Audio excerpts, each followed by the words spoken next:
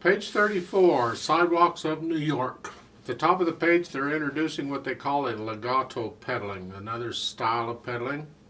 I'll come back to that in a minute.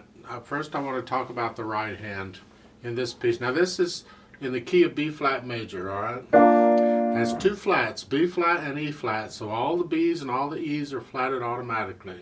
Right at the beginning, they're telling you, look at their fingering. They want you to start with fourth finger in the right hand. And then 2, 1, and then cross over and put your third finger on the B flat. I suggest at the beginning you start with fifth finger instead of fourth, and then 4 finger on the D, 3, 2 on the B flat. You don't have to cross over. And then you can put fourth finger on the C, just contract your hand. I find that a little easier. Either one works, so you decide which one you want to do. In the third line, they're saying fourth finger on those B flats. Again, repeated notes. I prefer a 3-4. So 3 on the first one, and then 4.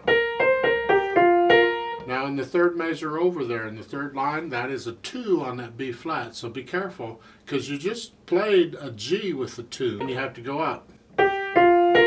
And then fifth finger.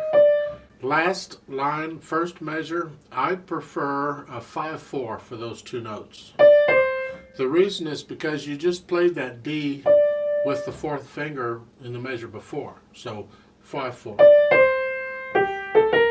Left hand doesn't really have any, you're doing chords. You're the primary chords, no? Except they're broken chords, you're doing one note at a time.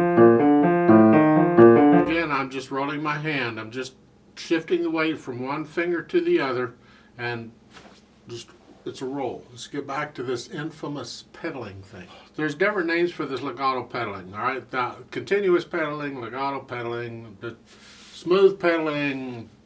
I use what's called an overlap pedaling, and that's where the pedal overlaps or lags behind what the fingers are doing slightly.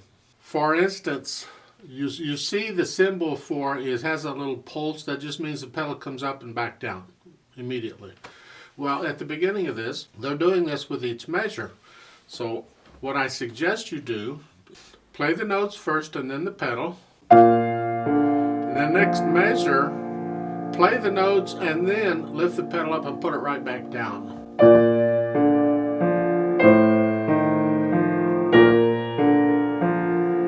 Like so.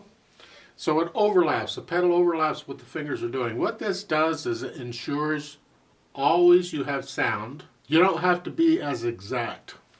If you try and change the pedal right when you play the notes,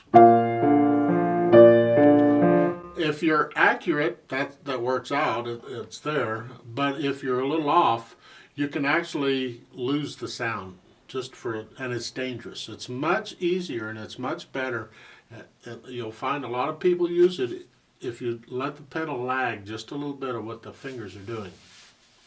This is primarily the main pedaling I taught is what I learned and it's what I taught, and I highly recommend it. Now when you get between phrases, I recommend you don't overlap it because we want to hear a little silence or a little break between the phrases.